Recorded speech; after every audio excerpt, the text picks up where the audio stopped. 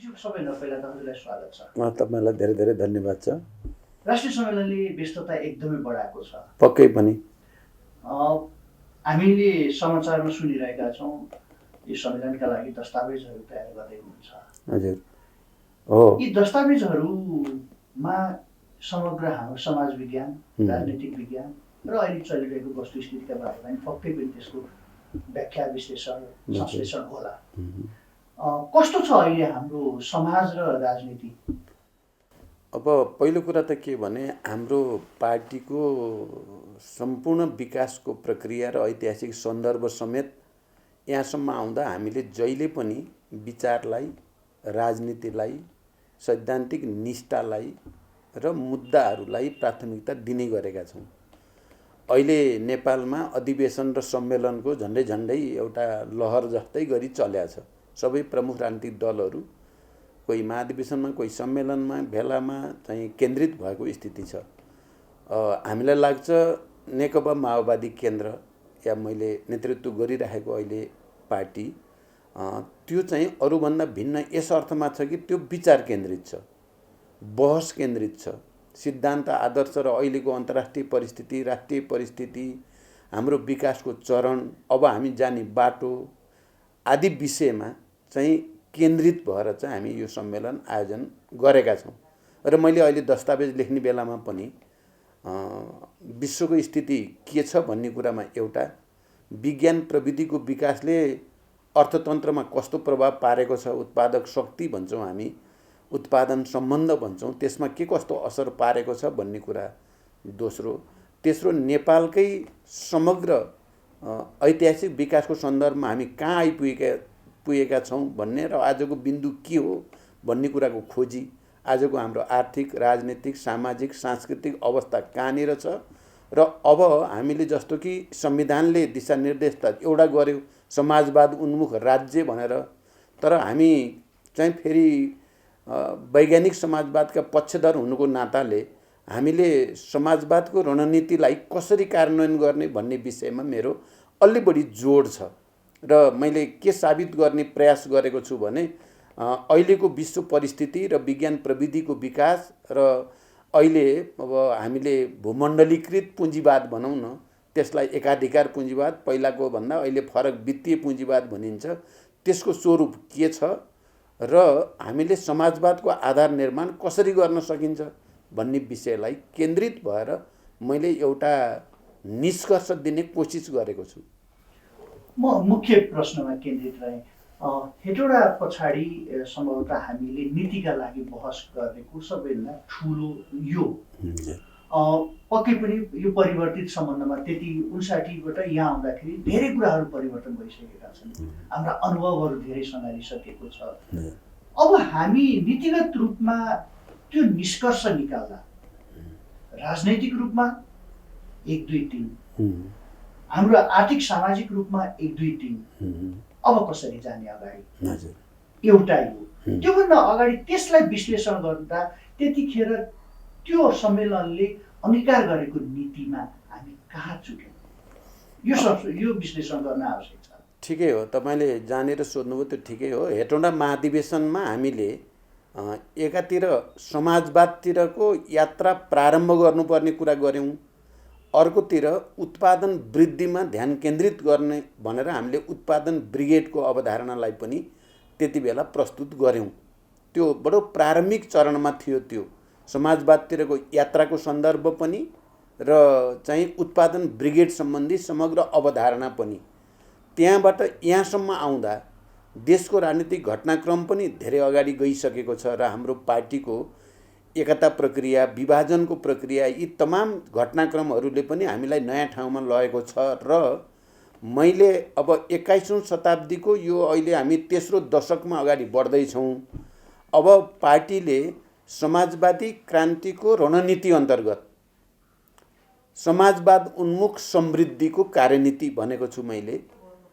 त्यो मातहतमा हामीले अब चाहिँ ठोस रूपमा नै स्थानीय तहदेखि प्रादेशिक र राष्ट्रिय तहसम्म, केन्द्रीय तहसम्म पनि हामीले उत्पादन वृद्धि गर्ने, एक समुदायको हक अधिकारलाई स्थापित गर्ने, प्रकृतिमाथि, प्राकृतिक साधन स्रोतमाथि स्थानीय जनताको अधिकारलाई स्थापित गर्ने कुरा, त्यहाँ व्यापक सामुदायिक मोर्चा बनाएर उत्पादन वृद्धि गर्ने र जनताको जो चाहना छ समृद्धिको त्यसलाई सम्बोधन गर्ने कुरा, प्रादेशिक र राष्ट्रिय तहका मुद्दामा पनि केन्द्रित भएर हामीले छिटोभन्दा छिटो राम्रोभन्दा राम्रो उपायद्वारा आर्थिक विकास गर्ने भन्ने कुरामा बढी केन्द्रित छ।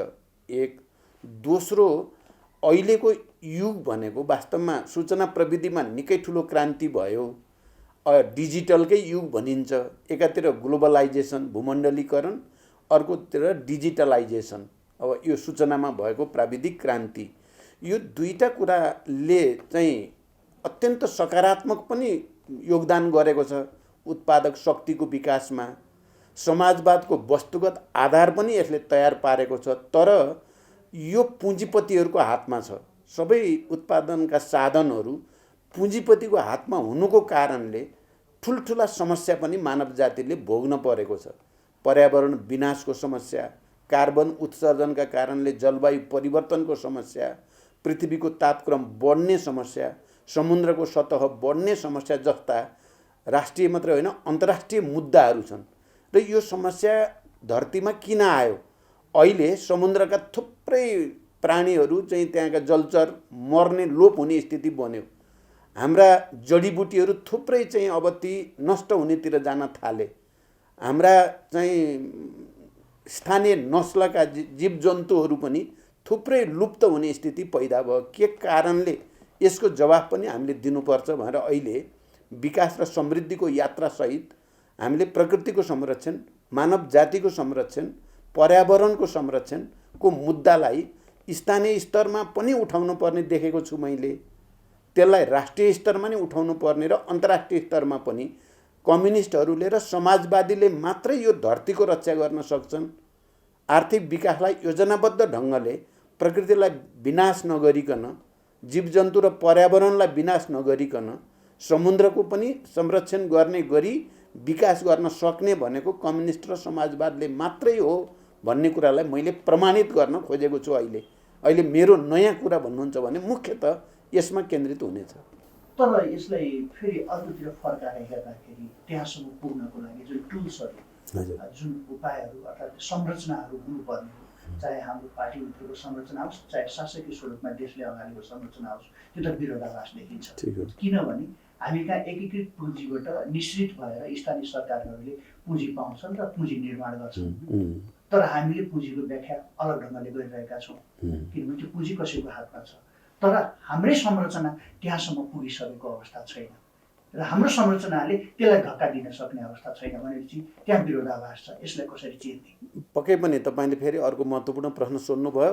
अब हाम्रो संविधानले र अहिलेको प्रणालीले एकातिर राजनैतिक रूपमा समाजवाद उन्मुख राज्यको परिकल्पना गरेको छ र त्यहाँ हामीलाई नयाँ एउटा संरचना खडा गर्ने आधार त्यसले निर्देशन दिएको छ भने आर्थिक रूपले उसले निजी, सार्वजनिक र सहकारीको समायोजनमा नेपालको समाजवाद उन्मुख अर्थतन्त्र बढाउने भनेर पनि भनेको छ। त्यसले पनि आधार दिएको छ।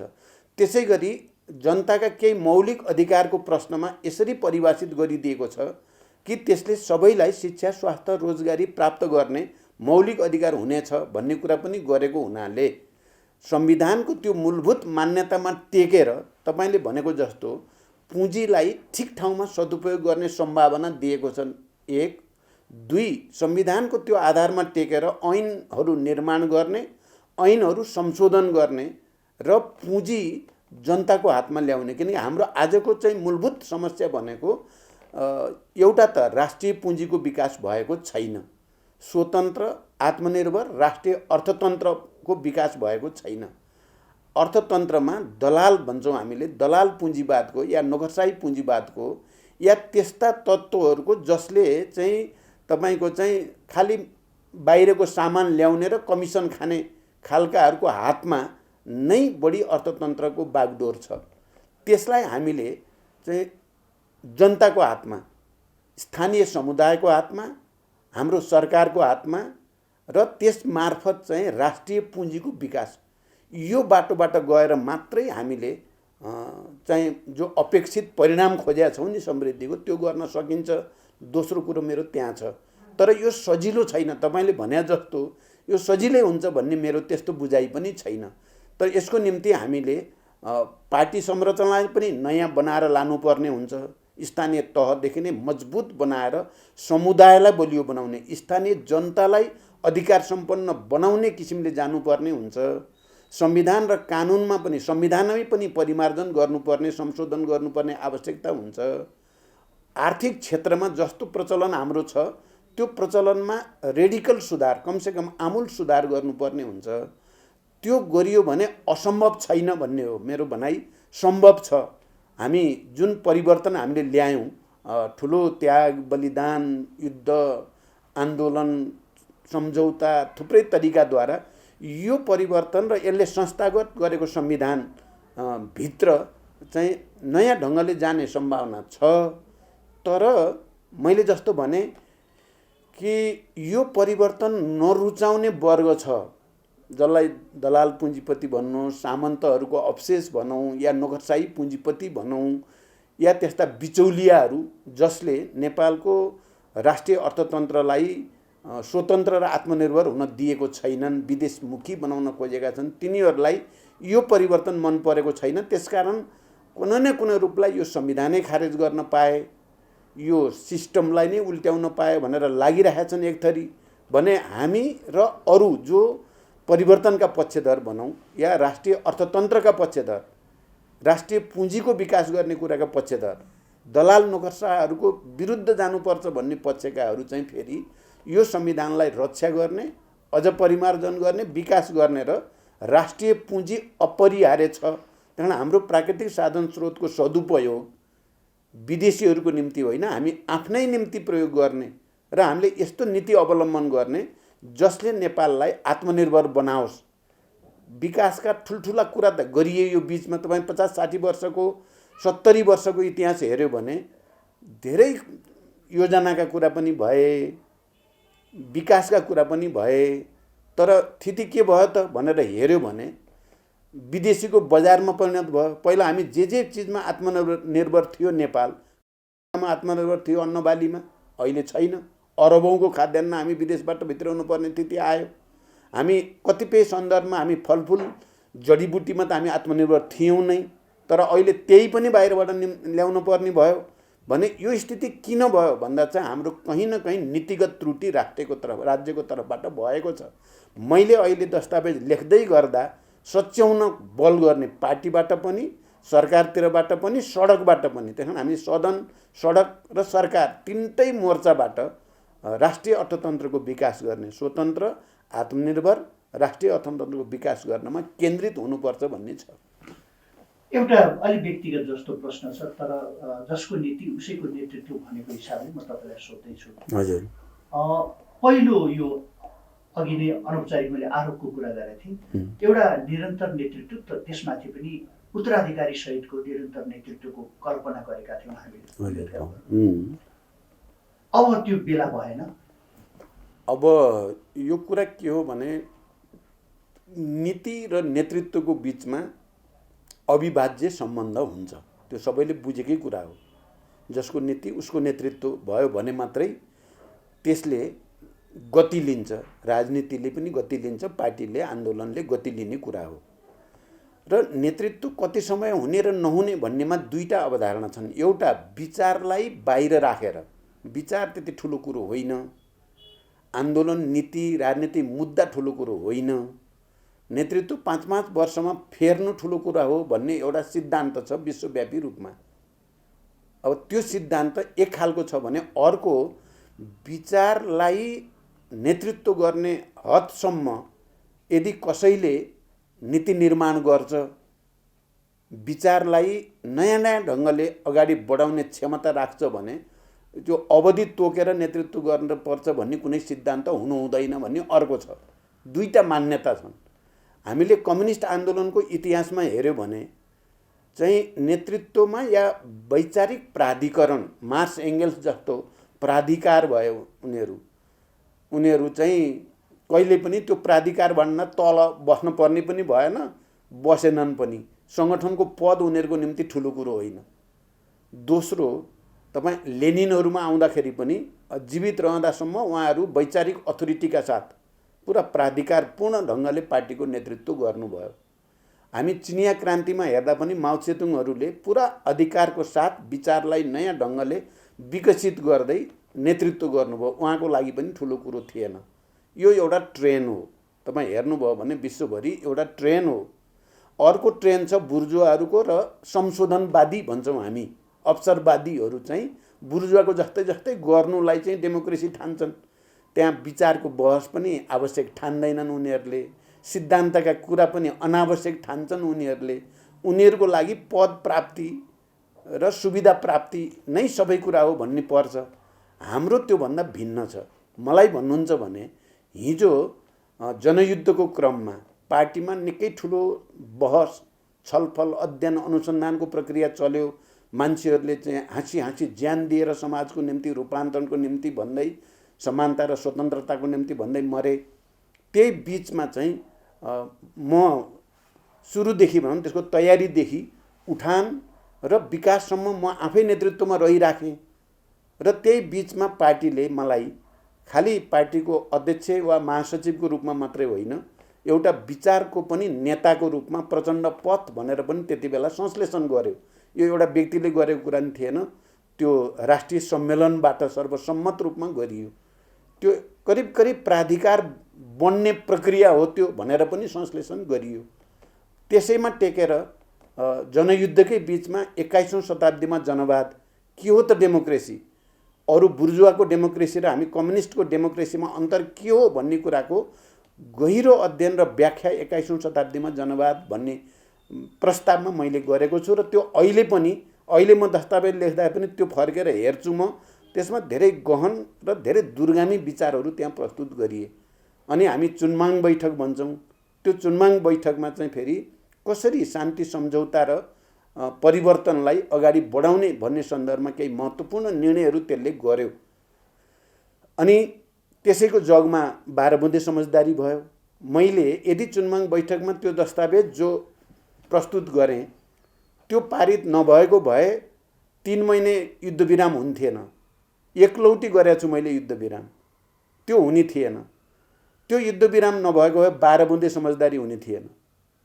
त्यो 12 बुँदे समझदारी नभएको भए 19 दिनको ऐतिहासिक जनआन्दोलन हुने थिएन। तपाईँ हेर्नुभयो भने इतिहास र घटनाक्रमले बडो चाहिँ गम्भीर ढङ्गले एउटा नेतृत्वको विकास गरेको छ। त्यो मेरो व्यक्तिगत कुरा होइन, त्यो आन्दोलनले लाखौँ करोडौँ जनताका आवश्यकता र चाहनाले नेतृत्व विकास हुने कुरा हो। अब चाहिँ यो पार्टीलाई पनि बुर्जुवा पार्टी बनाउन चाहनेहरूले कति बसेको भनेर मलाई मानौ मैले व्यक्तिगत रूपले बसेको जस्तो, यो मेरो व्यक्तिगत कुरा होइन। यो राष्ट्रको सर्वोत्तम हितको निम्ति, जनताको चाहिँ विकास, समृद्धि र मुक्तिको निम्ति मैले अन्तिम समयसम्म लड्छु भनेर मलाई सबै साथीहरूले तपाईँ बस्नुपर्छ भनेर पो बरु म बसिरहेको छु त।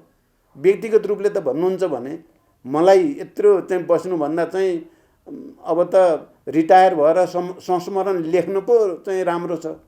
तर चाहिँ मैले अहिले जुन दस्तावेज बनाउँदैछु मलाई विश्वास छ राष्ट्रिय सम्मेलनले त्यसमा गर्व गर्नेछ र नेतृत्वप्रति गर्व गर्नेछ। यो त साइन्स हो, यो त विज्ञान हो, यो व्यक्तिगत कुरा होइन भनेर म भन्न चाहन्छु। यसमा अझ छोटकरीमा मात्र चाहे किनभने समयको कारणले गर्दाखेरि दुईटा, एउटा चाहिँ यो समग्र विषयमा अहिले जति व्याख्या गर्नु, नीतिको, नेतृत्वको, त्यसको चाहिँ समाज विज्ञानको, यी सबै व्याख्या गर्दाखेरि हाम्रो जग अहिले देश जसरी चलिरहेको छ, यहाँ अहिले पनि हेर्ने हो भने बाह्य ऋण बिना हाम्रो अर्थव्यवस्था चल्न सक्ने अवस्था छैन।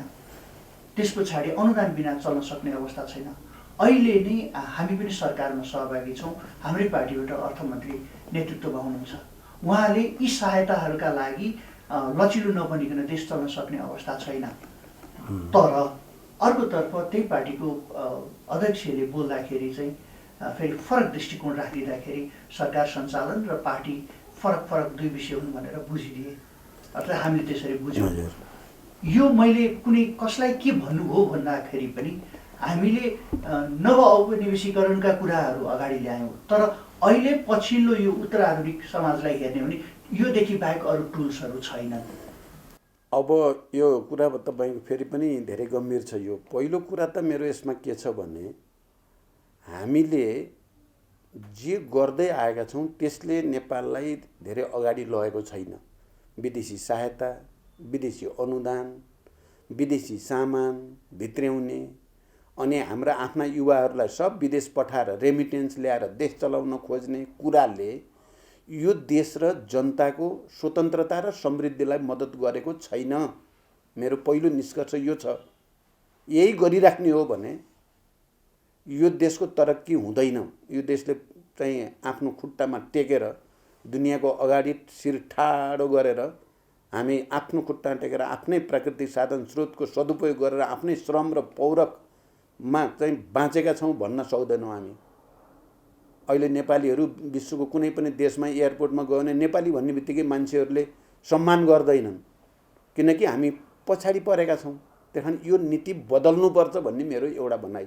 दोस्रो कुरो, मैले अस्ति जे व्याख्या गरेँ र यहाँ निकै ठुलो तरङ्ग पनि आयो भनियो, मानिसहरूले नबुझेर आयो भन्ने छ मेरो।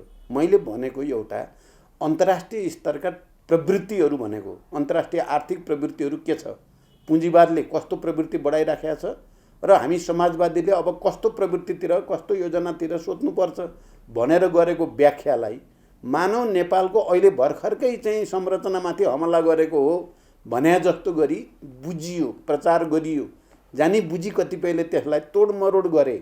त्यहाँदेखि मेरो त्यो होइन। म त अहिले पनि भन्छु, पुँजीवाद अहिले वित्तीय पुँजीवादको रूपमा देखिएको छ। नाफा कमाउनु तिनीहरूको चाहिँ मूल ध्येय छ। पुँजीको लगानी उत्पादनमूलक कार्यमा भन्दा तपाईँको चाहिँ छिटो पैसा आउने चाहिँ काममा, त्यो घर जग्गा किनबेचका जस्ता काममा छिटो चाहिँ पैसा त्यहाँबाट आउँछ, या अरू त्यस्ता मुद्राबाट मुद्रा कमाउने, पैसाको लगानी पैसाको लागि गर्ने, उत्पादनको लागि नगर्ने प्रवृत्ति हाबी छ भन्न खोजेँ। मैले कुनै सेयर बजार सिद्धिन पर्यो नेपालको भन्न खोजेकै होइन। म त लगानीकर्ताको पक्षमा छौँ हामी। तर मैले त ठुलो सैद्धान्तिक बहस पो गर्न खोजेँ हो। नेपालले रणनीतिक रूपले कुन बाटो पक्रिनु पर्ला भन्ने बहस पो उठाउन खोजेको हो। मैले कसैलाई अहिले भर्खरै घाटा पार्न खोजे हो र। त्यसकारण त्यो कुरा होइन, कुरा अलिक ठुलो हो भनेर म भन्न चाहन्छु। यसै प्रसङ्गको मेरो अन्तिम यो चाहिँ पार्टी एकताको बेलामा कतिपय अवस्थामा हेर्दा तपाईँको बाणी या अभिव्यक्तिले हेर्दाखेरि बढी जोड प्रचण्डकै थियो, किनभने अहिलेको आवश्यकता हो भनेर बुझाइयो त्यतिखेरको पार्टी कमिटीको बैठकमा पनि। तर कुनै बेला हामीले यी कुनै पनि हिसाबले कम्युनिस्ट नै होइनन् भनेर लाञ्छित गरेका व्यक्तिसँग पार्टी एकता भएको थियो। सँगसँगै त्योभन्दा अझ अर्को गहिरो कुरा त हामीले सरल भाषामा भन्दाखेरि माओवाद स्थगित गरेको अवस्था थियो। अबको दस्तावेजमा संश्लेषण गर्दाखेरि त्यो कहीँ न कहीँ गल्ती थियो या कहीँ न कहीँ अब भुल सुधार हुन्छ। म यो कुरालाई त्यसरी हेर्दिनँ। कुनै पनि पार्टी जसरी समाज राजनीति निरन्तर परिवर्तनको प्रक्रियामा हुन्छ, ती पार्टीहरू पनि परिवर्तन हुन्छन्। यो एमाले भन्ने पार्टी 28 सालमा कस्तो थियो, एकदम उग्र क्रान्तिकारी। 38 सालमा गएर कस्तो भयो, बडो मध्यमार्गी। 48 सालमा कस्तो भयो, अलि पेटी बुर्जुवा। अनि 62-63 सम्म आउँदा कस्तो भयो, हामी सबै सहकार्य गरेर राजतन्त्रका विरुद्ध सामन्तवादका विरुद्ध लड्ने साथी। तपाईँ यसरी हेर्न पर्यो। चाहिँ चिजलाई यसो भनिसकेको भनेर निरपेक्ष र यान्त्रिक र रूढिवादी रूपले हेर्न भएन भन्ने मेरो पहिलो भनाइ। दोस्रो, मैले हो पार्टी एकता गर्ने प्रस्ताव मैले नै गरे हो। मलाई त्यसमा पश्चाताप छैन, मैले गरेको सही नै हो भन्ने छ पहिलो। किनकि त्यसबाट देशमा राजनीतिक स्थायित्व पनि आउँछ, कम्युनिस्ट आन्दोलन पनि बलियो हुन्छ, जनताको आर्थिक विकासको सपना पनि पुरा गर्न सकिन्छ भन्ने मैले कल्पना गर्नु गल्ती हो भन्दा म कहीँ कतैबाट नाप्दा पनि मैले आफूले त्रुटि गरेको देख्दिनँ। दोस्रो, तेस्रो, मेरो त्रुटि थिएन भन्ने कुरा दुवैतिरका आम नेता कार्यकर्ताहरूले त्यसलाई अनुमोदन गरे खुसी साथ। त्यति मात्र होइन, आम नेपाली जनताले पनि तपाईँहरूले ठिक गर्नुभयो भनेर 2/3 बहुमत दिए। यसले पनि त्यो अनुमोदित पनि भयो। त्यसकारण पनि त्यो गल्ती थिएन। र म अहिले पनि कम्युनिस्ट आन्दोलनको एकताको पक्षमा, राजनीतिक स्थायित्वको पक्षमा, राष्ट्रिय एकताको पक्षमा छु र मेरो प्रयास त्यतैतिर हुन्छ भन्ने कुरा पनि म प्रष्ट छु। तेस्रो चौथो कुरो हो त्यति बेला एकता गल्ती थिएन भन्ने मेरो के छ तर्क भने हेर्ने त राजनीतिक प्रतिवेदन विधान दस्तावेजहरू अनि त्यति बेला भएका सहमति सम्झौता र हस्ताक्षर हेर्ने हो सही थियो कि गलत को लागि।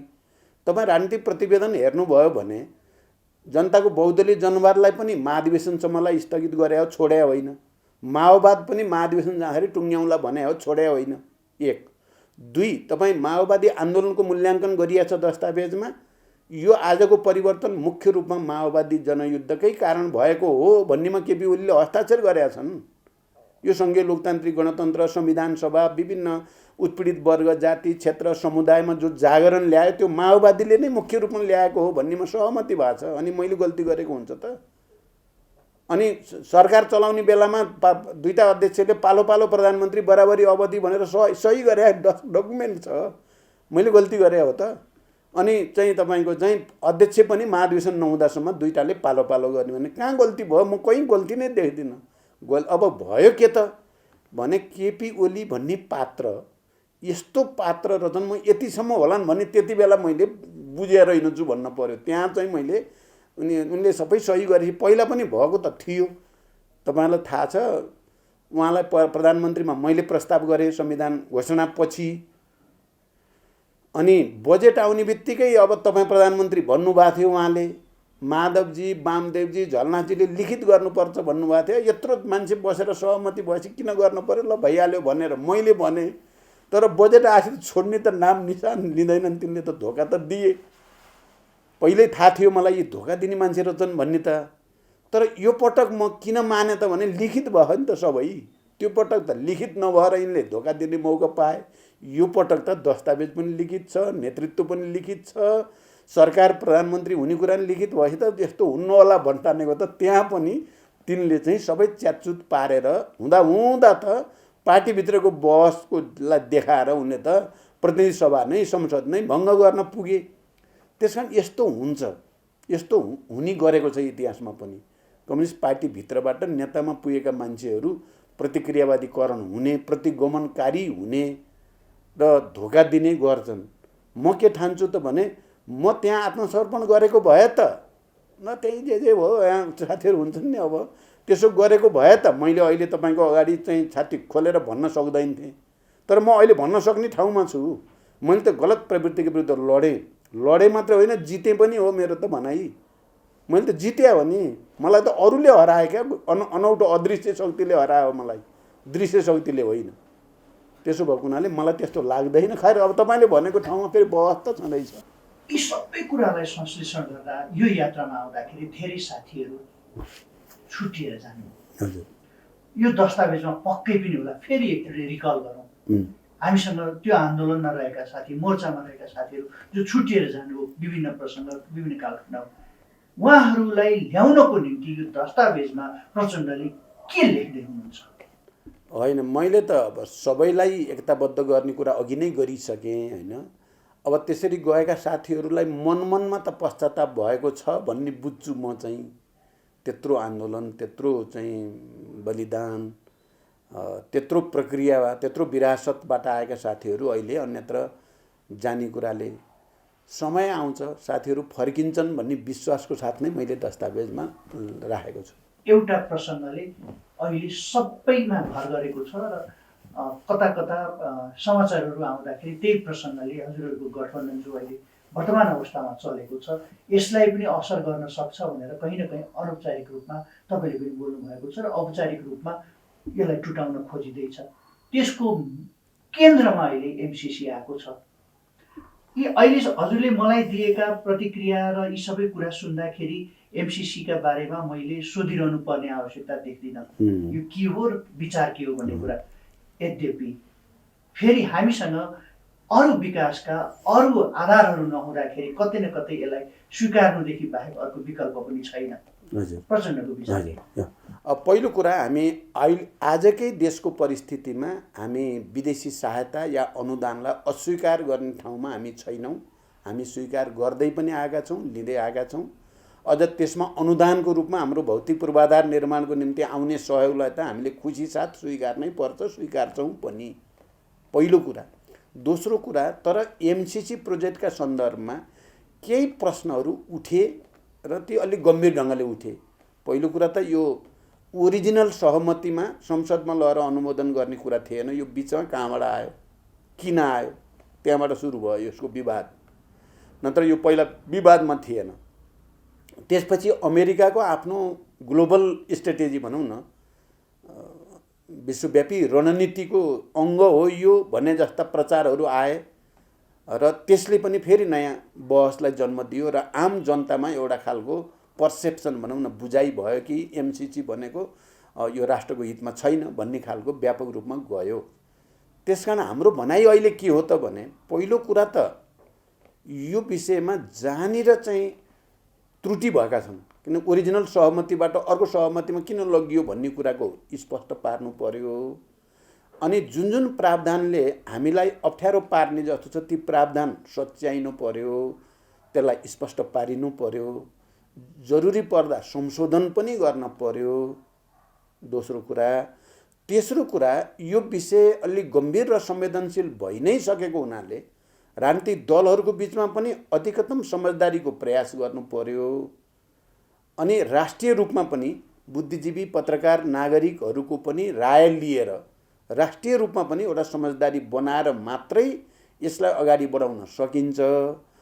जबरजस्ती गरियो भने यसले चाहिँ अप्ठ्यारो स्थिति बन्छ भन्ने भएको हुनाले नै हामी अहिले अस्ति तपाईँहरूले देखिहाल्नुभयो, अल पार्टी मिटिङ प्रधानमन्त्रीजीले बोलाउनु भयो, त्यहाँ छलफल भयो। गठबन्धनको बैठक भयो, त्यहाँ छलफल भयो। गठबन्धनले एउटा कार्यदल बनायो, त्यो कार्यदलले कहाँ कहाँ त्रुटि छ भनेर अध्ययन गर्दैछ। हिजो मात्रै त्यसको बैठक बस्यो, त्यसले चाहिँ अब गर्दैछ, फेरि 17 गते बस्दैछ। अब यो प्रक्रिया छ दोस्रो।